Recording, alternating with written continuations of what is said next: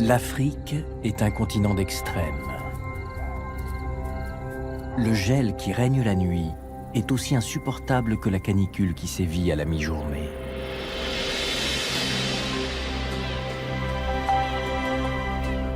Un tiers de l'Afrique est occupé par des zones désertiques inhospitalières, où l'eau est rare, voire absente pendant des mois. Survivre ici est un défi hors norme. Ces milieux arides ont toutefois été colonisés par des espèces animales et végétales.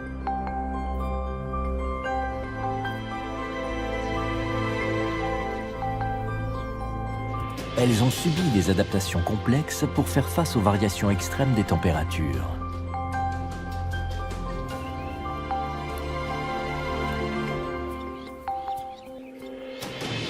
Elles ont développé des caractéristiques uniques pour ne pas succomber aux conditions de vie infernales.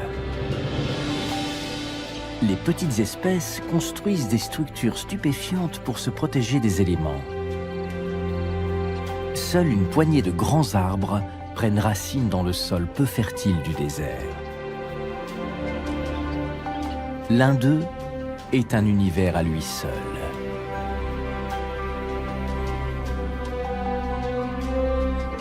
Son système racinaire est si profond qu'il n'a pas besoin de pluie. Ses cosses sont si grosses qu'elles sont un concentré d'énergie pour les herbivores.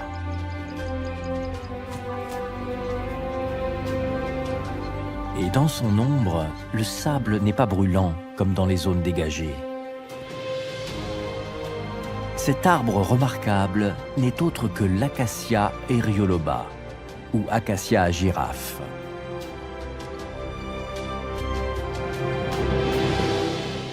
Un désert aride est une zone qui ne reçoit pas plus de 250 mm de pluie par an et qui compte de nombreux mois sans précipitation. Un désert semi-aride en reçoit entre 250 et 500 mm et ces pluies sont également réparties sur une période brève. Au Kalahari, la pluviométrie oscille entre 100 et 500 mm selon les régions. Ces quantités permettent à certains animaux et plantes très spécialisés de survivre. S'étirant de l'Angola jusqu'à l'Afrique du Sud, le Kalahari est une immense étendue semi-aride qui retient plus d'eau que la plupart des déserts. Quantité de plantes parviennent à subsister malgré la rareté des précipitations en été. En Afrique du Sud, dans la réserve de Tswalu, l'humidité suffit pour que diverses plantes fleurissent juste avant la fin de la sécheresse hivernale. Des buissons épineux tels que l'Acacia mellifera sont les premiers à colorer le paysage désertique. Puis, c'est au tour des acacias à girafes de fleurir. Cet arbre géant trouve suffisamment de nutriments et d'humidité dans le sol pour produire de petites feuilles et des bourgeons jaunes en forme de pompons.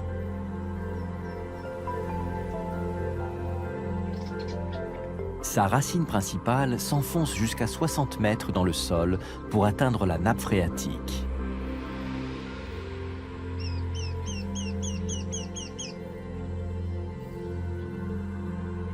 Des millions d'années d'évolution ont été nécessaires pour que l'acacia puisse vivre dans ce milieu aride.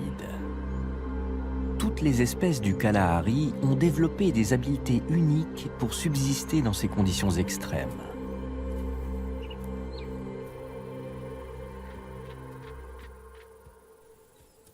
Les springboks comptent parmi les antilopes les mieux acclimatées grâce à quelques adaptations qui font la différence.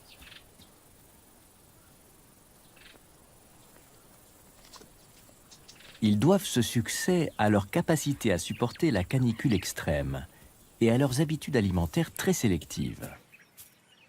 Ils choisissent les herbes contenant le plus de protéines et d'eau. Et si ces herbes font défaut, les springboks broutent les feuilles des arbustes. Dans le désert, on peut défaillir faute de manger, mais aussi d'un coup de chaleur. La canicule nuit aux fonctions vitales du corps, engourdit le cerveau et ralentit les réflexes. À la fin de l'hiver, les températures ne sont toutefois pas assez élevées pour être mortelles. Mais les animaux qui restent longtemps au soleil par 35 degrés sont moins vigilants face aux prédateurs.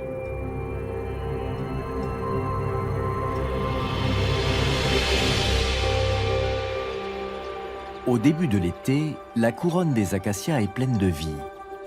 Les matins sont plus chauds et les journées plus longues. Dès le point du jour, des républicains sociaux, une espèce de passereau, aussi appelé tisserand, sont déjà à l'œuvre. Chaque couple assume la construction de sa propre chambre au sein de la grande structure.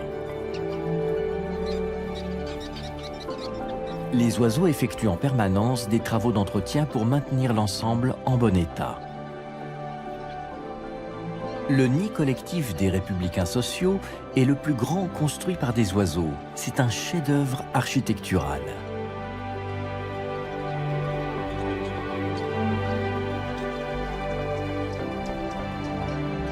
Tissé de paille, le toit épais en forme de dôme isole à merveille les nombreuses cavités à l'intérieur. Qu'il fasse froid ou chaud à l'extérieur, la température oscille à l'intérieur entre 18 et 23 degrés, quelle que soit la saison.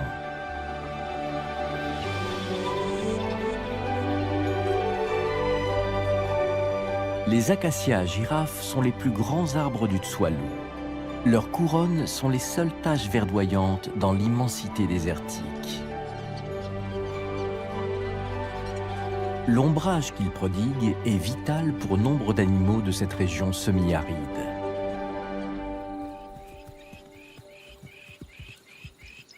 Lorsque le soleil chauffe le sable à 70 degrés, les animaux se réfugient sous les acacias où il fait plus frais.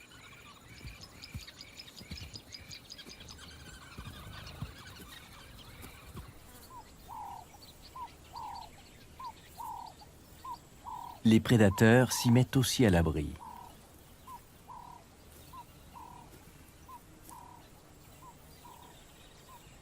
Cette maman guépard surveille les environs. Elle craint les prédateurs qui pourraient menacer ses petits. Les lions et les léopards sont ses pires ennemis. Mais il fait tellement chaud que les grands félins ne risquent pas de surgir. Seul un groupe de springboks est à proximité. Une belle occasion dont la femelle guépard veut profiter.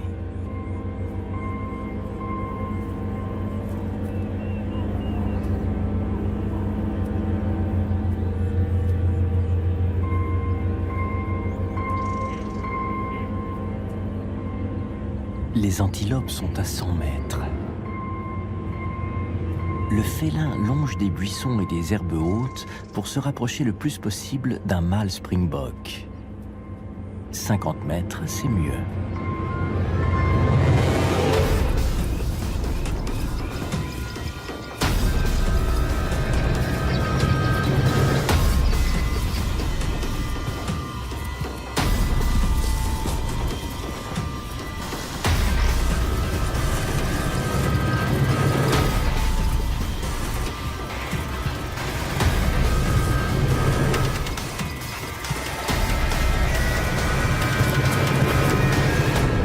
Le guépard fait chuter le springbok au bout de 300 mètres d'une course effrénée. La mise à mort est silencieuse. Le félin broie les cordes vocales de la proie pour l'empêcher de lâcher un cri. Ses canines ne sont pas assez longues pour percer la trachée, mais la morsure suffit à étouffer la proie. La femelle guépard ne lâche pas prise avant que l'antilope soit morte.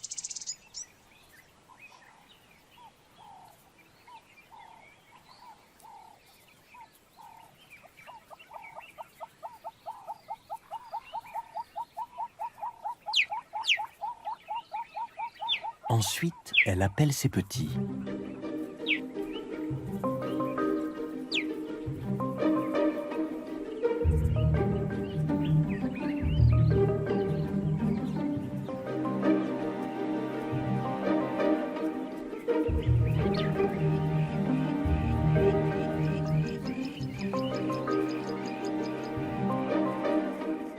Pendant que leur mère reprend son souffle, les petits guépards explorent la proie. Âgés de moins de 2 mois, ils ne sont pas capables de mordre dans la carcasse, mais ils essaient chacun à une extrémité.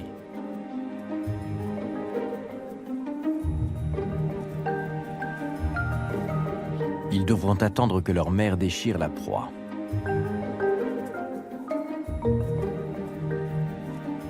Mais elle prend le temps de reprendre son souffle après cette course exténuante.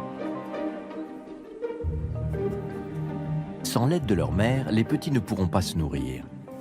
En attendant, ils s'amusent comme ils peuvent.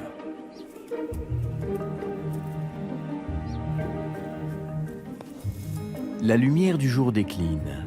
Le trio va devoir abandonner la carcasse avant l'arrivée des lions et des hyènes. Le guépard court très vite. Il est incapable de défendre la proie et ses jeunes face à des ennemis plus grands et plus agressifs.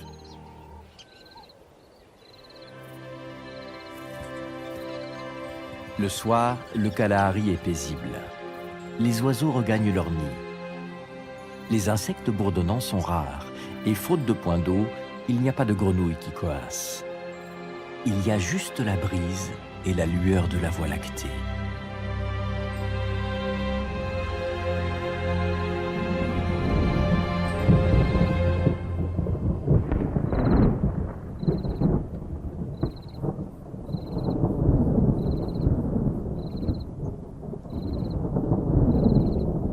Cela fait 8 mois qu'aucune goutte de pluie n'est tombée. Le tonnerre résonne au loin dans le Kalahari.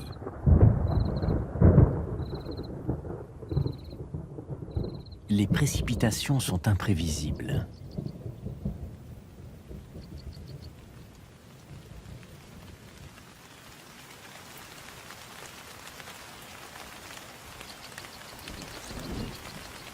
La pluie qui tombe sur un des versants d'une colline peut ne jamais atteindre les dunes qui se dressent de l'autre côté.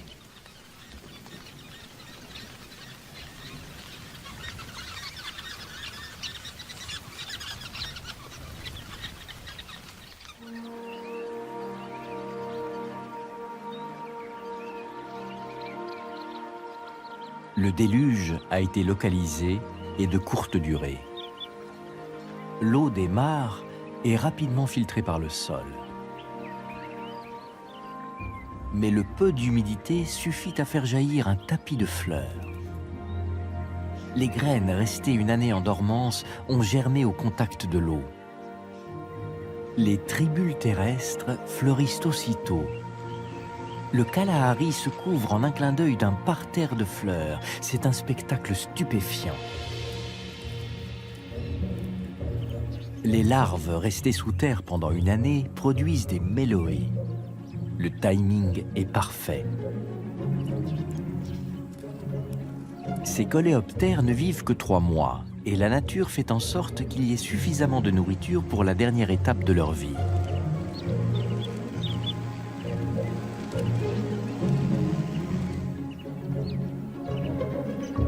Les mâles localisent les femelles grâce aux phéromones qu'elles diffusent.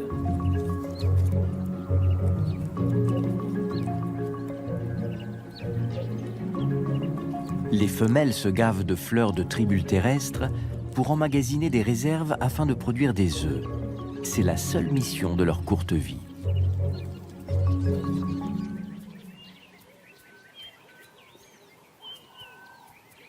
Les plantes du Kalahari exploitent au maximum les averses. Les racines courtes des plantes aspirent l'eau avant qu'elle ne soit filtrée en profondeur. Les nouvelles pousses contiennent plus de protéines et sont plus digestes que les vieilles tiges. Les buissons et les arbustes reprennent vie. Des herbivores se gavent des feuilles qui poussent à la base des arbres. Les girafes, elles, cueillent les feuilles du sommet. Grâce à leur cou allongé, elles profitent de 2 mètres de feuillage inaccessible aux autres herbivores.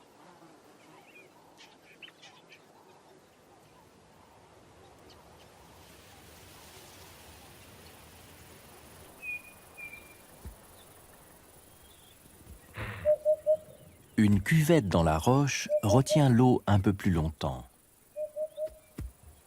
Les animaux de Tsoalou savent où les trouver.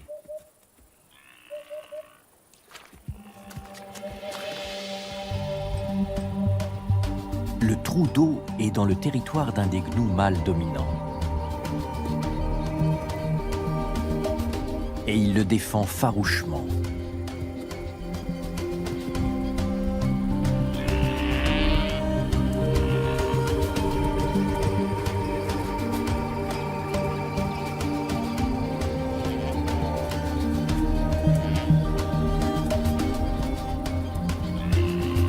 Ce qui l'intéresse, ce n'est pas tant l'eau, mais les femelles qui viennent y boire.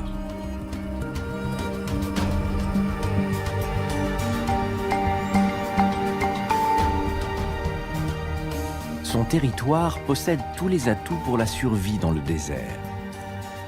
Il y a l'eau, ainsi que l'herbe fraîche qui a jailli après la pluie, et de grands acacias pour se mettre à l'ombre.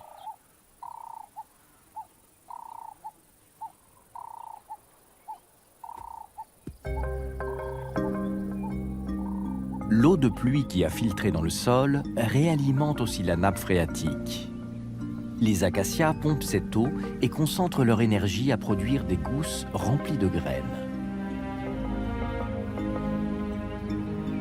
Nul animal ne peut se nourrir des jeunes gousses car elles contiennent une substance toxique. Pendant la digestion dans l'estomac, la toxine perturbe le transport de l'oxygène dans le sang et peut entraîner la mort par asphyxie. Mais l'arbre n'a nulle intention de provoquer la mort de ses hôtes. La concentration de toxines est faible. Elle provoque une indigestion qui rappellera à l'animal qu'il doit attendre que les gousses soient mûres avant de s'en gaver.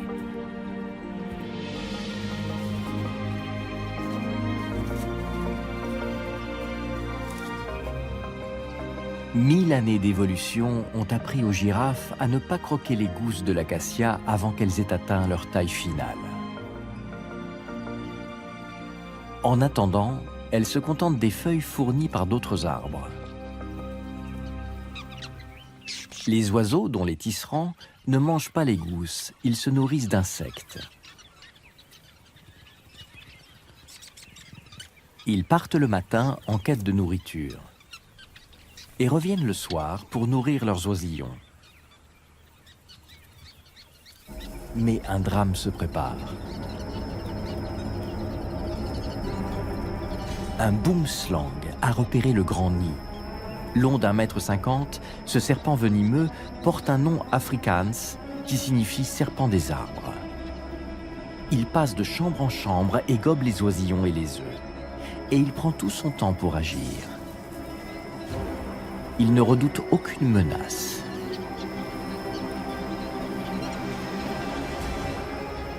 Les parents sont impuissants.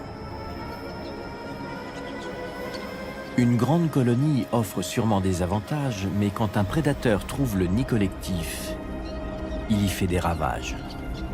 Le boomslang tue tous les oisillons de la colonie en quelques heures.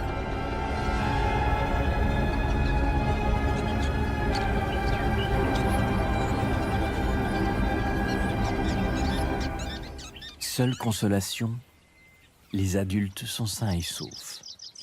Les républicains sociaux ont une stratégie qui privilégie la survie des adultes. Ils donneront bientôt naissance à de nouveaux oisillons. Et la vie continue. Les tisserands capturent les insectes attirés par les tribules terrestres.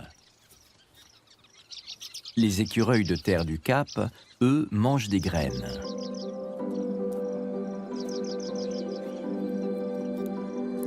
Ils sortent de leur terrier et se nourrissent toute la journée. Un comportement étrange pour un animal aux pattes courtes et donc très près du sable qui est surchauffé en milieu de journée. Mais ces écureuils sont pourvus d'une queue qui fait office d'ombrelle.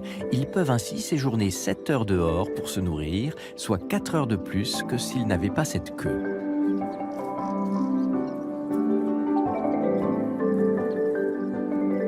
Mais quand le coup de chaleur menace, ils se réfugient dans leur terrier.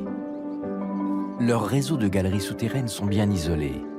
Il y fait plus chaud que dehors en hiver et plus frais en été. La régulation de la température est similaire à celle du nid collectif des républicains sociaux.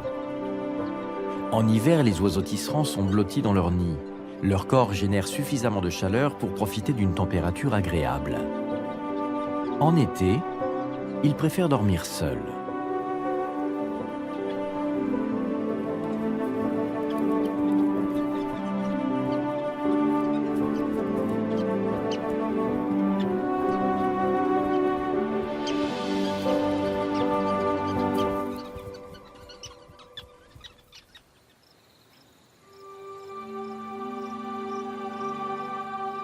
Nul milieu au monde ne connaît des fluctuations de température quotidiennes aussi capricieuses que les zones tropicales arides et semi-arides. Le Kalahari est situé dans l'hémisphère sud, sur le tropique du Capricorne. Les déserts reçoivent plus de rayonnement solaire que les autres régions du monde, car l'air y est plus stable et il y a peu de végétation pour absorber l'énergie solaire avant qu'elle ne pénètre dans le sable. Résultat, le sol peut atteindre 70 degrés et la température ambiante peut monter jusqu'à 45 degrés. La flore et la faune qui vivent dans les zones arides ont su s'adapter pour supporter ces hautes températures. Le corps ne peut pas perdre trop d'eau et doit tolérer une température interne plus élevée. L'acacia girafe réduit les effets du soleil en repliant ses petites feuilles pour réduire au maximum la surface exposée aux rayons brûlants. Pour les mammifères, le défi consiste à maintenir une température constante tout en empêchant la déshydratation. L'oryx est un des mammifères africains les mieux adaptés aux conditions du désert. Cette gazelle transpire pour réguler sa température interne. Mais la sueur est synonyme de perte d'eau, et l'eau est trop précieuse ici. L'oryx démontre une étonnante adaptabilité. Il réduit sa transpiration et laisse sa température interne atteindre les 43 degrés. Pourtant, la plupart des grands mammifères meurent par asphyxie si leur température interne atteint 42 degrés. Ainsi, pour faire baisser leur température interne, les oryx se mettent à haleter. L'air qu'ils aspirent refroidit le réseau de capillaires qui tapissent leur palais et permet ainsi de baisser la température de leur cerveau.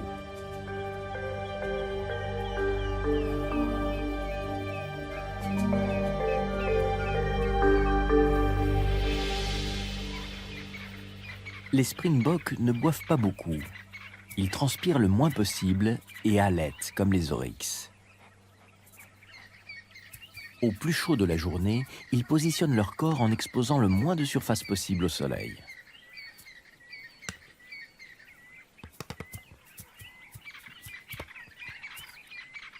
Les poils blancs qui couvrent leur ventre et leur croupe réfléchissent les rayons du soleil.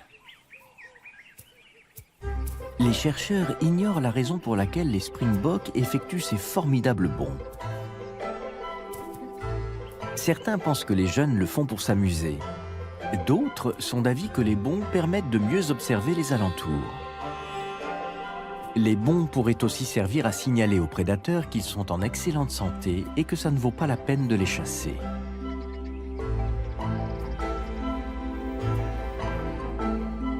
Les springboks courent plus vite que la plupart des prédateurs comme les lions, les hyènes et les léopards. Ils sont seulement battus par le plus rapide d'entre eux. Le guépard, qui est le plus petit des grands félins. Celui-ci, en revanche, n'est pas capable de tuer une proie 2 fois plus grande que lui. La girafe, elle, est 16 fois plus lourde qu'un guépard. Les 2 frères seraient bien imprudents de s'attaquer à ces géants. Mais ce sont des félins, après tout. Ce sont des prédateurs.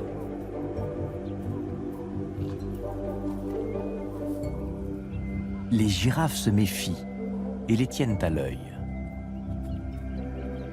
Leur regard figé met en alerte les herbivores qui paissent à proximité.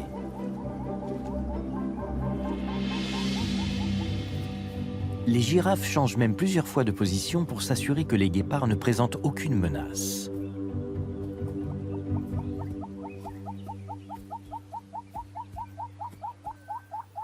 Grâce à leur long cou, les girafes ont accès à de la nourriture qui est hors d'atteinte pour les autres espèces terrestres. Mais la longueur du cou serait aussi une adaptation ingénieuse pour réguler la température interne et éviter la surchauffe. Bien que les girafes possèdent des glandes sudoripares, elles transpirent peu et recourent à d'autres méthodes pour réguler leur température. Chaque tache sombre du pelage est parcourue par un réseau dense de vaisseaux sanguins et de glandes. Chaque tache est une sorte de fenêtre thermique. En coulant sous ces taches, le sang libère de la chaleur et refroidit ensuite le corps de la girafe. Plus le cou est long, plus les taches sont nombreuses et plus grande est la surface épargnée par la chaleur. Et plus le cou est long, plus la girafe est forte aussi. Un jeune mâle défie un adulte en assénant de puissants coups à l'aide de ses deux cornes. Ce rituel, appelé necking, peut provoquer des blessures graves. Les coups de tête sont si violents qu'ils pourraient assommer la girafe. Elles ont toutefois un crâne renforcé pour prévenir les commotions cérébrales. Les mâles âgés ont le sommet du crâne couvert d'excroissance issus de plusieurs décennies de combat.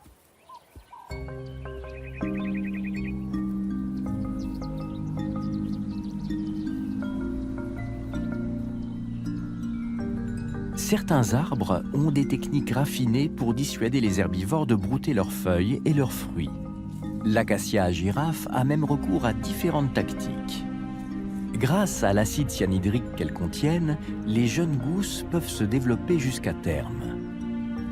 Ensuite, la composition chimique de la gousse change et les herbivores peuvent s'en nourrir.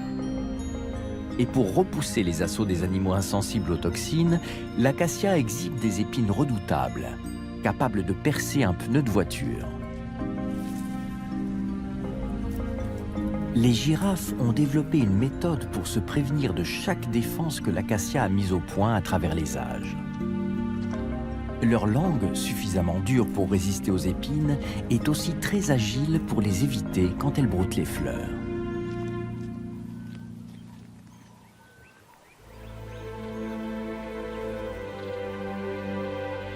Les grands acacias sont très recherchés dans ce désert semi-aride. Pour les girafes, ces arbres sont une source de nourriture indispensable. Les autres espèces du Kalahari profitent de l'ombre générée par leur large couronne.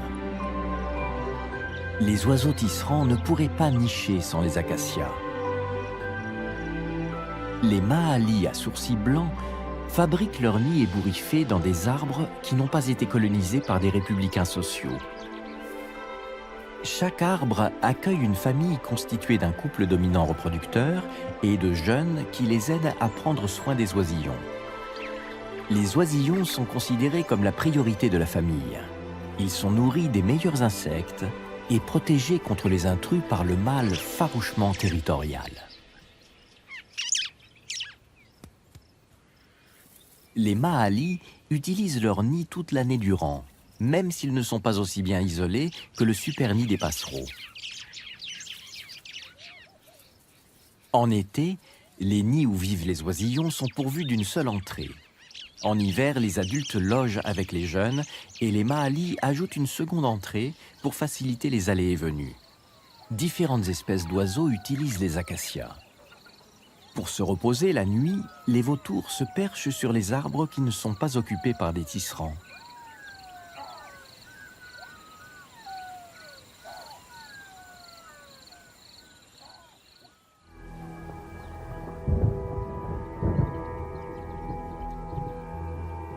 Dans le Kalahari, chaque espèce occupe un territoire relativement vaste, car les animaux doivent se déplacer fréquemment pour gagner les zones où les averses soudaines ont fait jaillir de l'herbe fraîche. Les poches de végétation sont clairsemées. La densité des animaux est faible. Les mâles dominants quittent rarement leur territoire et le défendent farouchement contre leurs rivaux.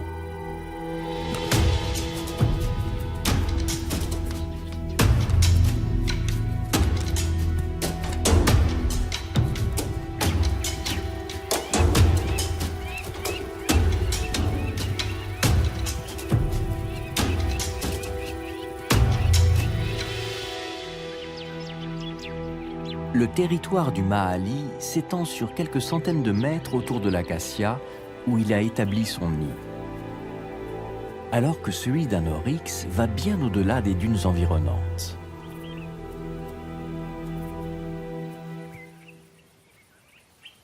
Les deux frères guépards passent leur temps à arpenter, marquer et protéger leur domaine.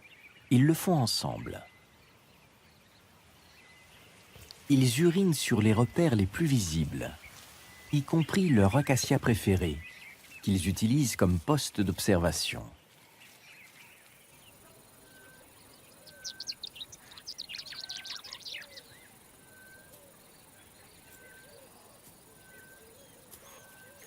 Les mâles guépards forment des coalitions pour augmenter leurs chances de défendre efficacement leur territoire. Pour assurer leur survie, ils sont obligés de patrouiller en permanence d'une extrémité à l'autre. Les frères guépards de Tsoalou règnent sur une surface de plus de 200 km².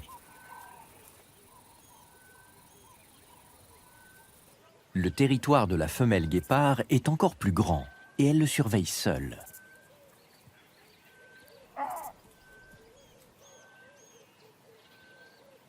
Elle a pris possession d'une colline rocheuse où les caches sont nombreuses pour ses petits.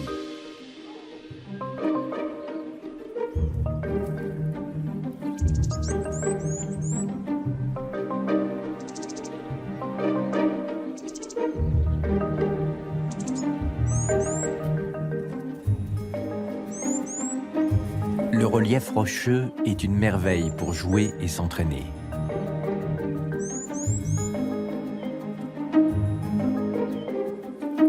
Le territoire de la mer s'étend bien au-delà de cette colline.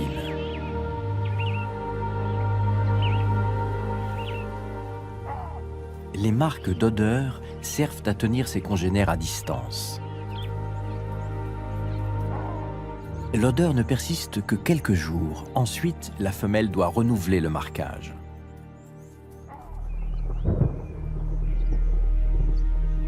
À la fin de l'été, la chaleur a beaucoup baissé. Les vents secs apportent d'épais nuages prometteurs de pluie.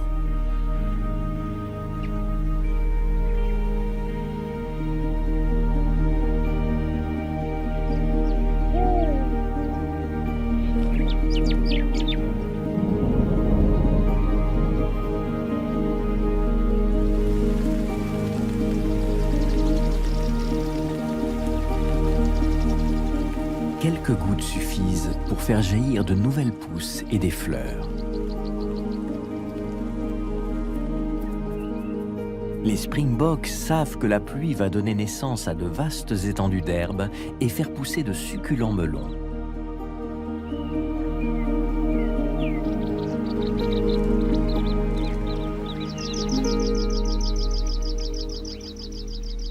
Mais la pluie ne réjouit pas tout le monde. L'eau qui s'est accumulée dans le nid des républicains sociaux a fait céder la branche sur laquelle il était fixé. Le plus souvent, les grosses branches des acacias supportent sans souci ces nids collectifs qui peuvent peser plus d'1 tonne. Cette fois, la paille gorgée d'eau s'est révélée bien trop lourde. Les adultes abandonnent le nid.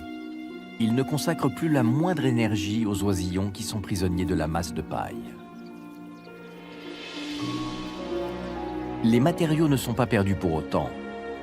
Tout ce qui n'est pas pourri sera récupéré et utilisé pour la construction d'un nouveau nid collectif dans l'arbre.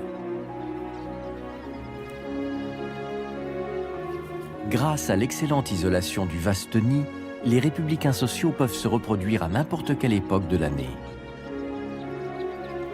Maintenant qu'ils ont perdu leurs oisillons, les couples se reforment pour s'accoupler et pondre de nouveaux œufs.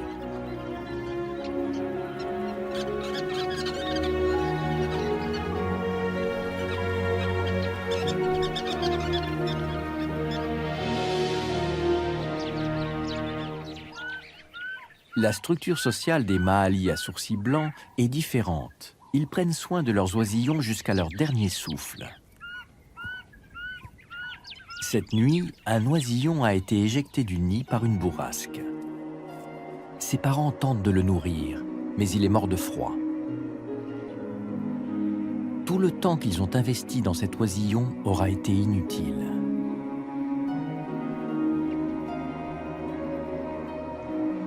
L'hiver approche et le nid des Mahalis n'offre pas une bonne isolation pour protéger les oisillons du froid qui règne la nuit. Ils attendront l'été prochain pour s'accoupler et élever une nouvelle famille.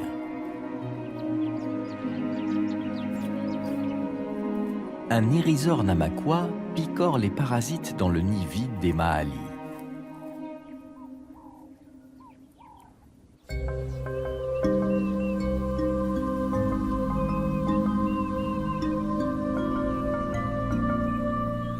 À la fin de l'été, les acacias sont chargés de grandes gousses arrivées à maturité.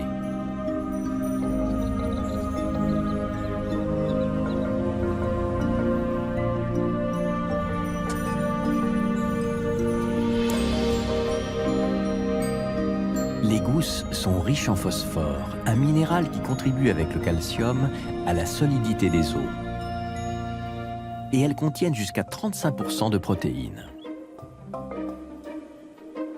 Une multitude d'écureuils de terre du Cap ouvrent les gousses pour se rassasier de graines.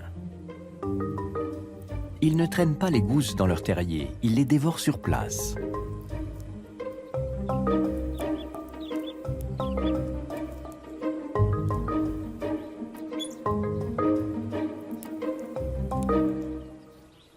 Mais l'acacia compte surtout sur les grands herbivores pour assurer la perpétuation de son espèce. Ces animaux ingurgitent les gousses et disséminent les graines loin de l'arbre qui les a produites, évitant par là que les jeunes pousses soient contaminées par un coléoptère appelé bruchidé et qui pond ses œufs dans les gousses des acacias.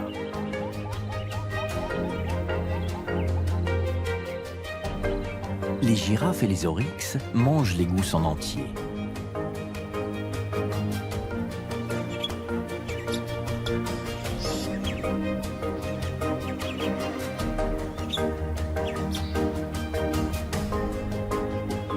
Les gnous consomment des gousses quand l'herbe vient à manquer.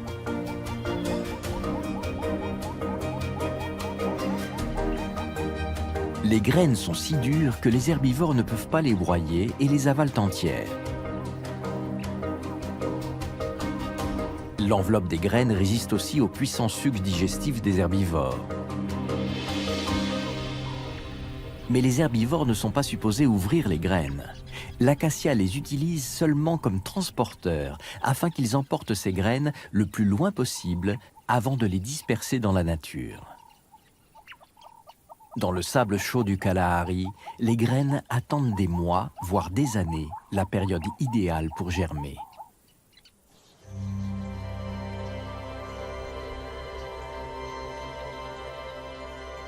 La survie dans le Kalahari est un défi pour toutes les plantes et tous les animaux qui vivent dans ce milieu semi-aride.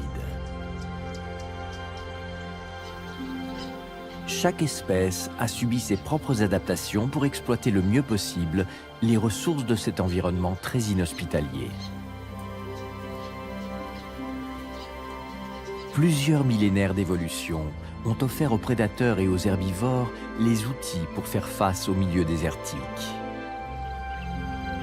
Leur corps se contente d'une ration d'eau minimale. Certains mécanismes du cerveau permettent de ressentir moins violemment la chaleur.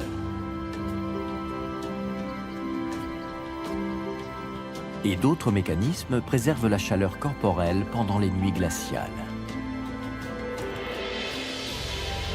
Les petits animaux dépourvus de ces outils évolutifs ont développé des aptitudes exceptionnelles pour construire des habitats les protégeant du milieu hostile.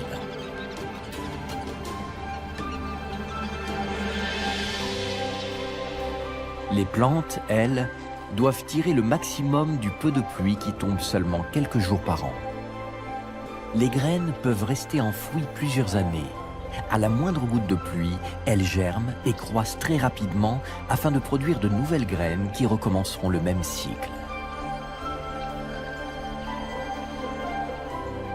Les plantes ont une vie brève, mais elles sont indispensables pour assurer la survie des herbivores et des oiseaux qui n'ont que cette ressource pour se nourrir.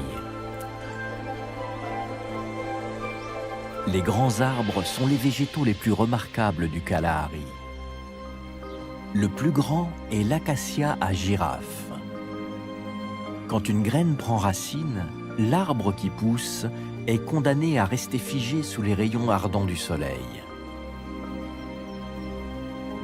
Mais il fait appel à des stratégies ingénieuses pour tirer parti de sa position fixe, où il peut demeurer jusqu'à 300 ans. Une longue racine descend jusqu'à la nappe phréatique pour abreuver l'arbre. Les feuilles sont petites pour ne pas être brûlées par le soleil. Et pour que ces gousses atteignent leur maturité, l'acacia les dote d'une toxine afin que les herbivores attendent qu'elles soient mûres avant de les manger. Libres de toxines, les gousses mûres sont consommées et leurs graines sont dispersées dans l'immensité du Kalahari. Les graines donnent des arbres majestueux qui dominent la plaine et qui sont indispensables pour les espèces qui vivent dans cette région inhospitalière. L'acacia déploie ses longues branches sous lesquelles les animaux trouvent un peu de répit quand les rayons du soleil chauffent le sable à blanc. Et l'acacia offre bien plus encore. Il sert de support à une superstructure remarquable fabriquée par un petit oiseau, une vraie prouesse architecturale. Le super nid construit par une colonie de républicains sociaux, dont chacun pèse à peine 50 grammes, peut atteindre le poids incroyable d'1 tonne.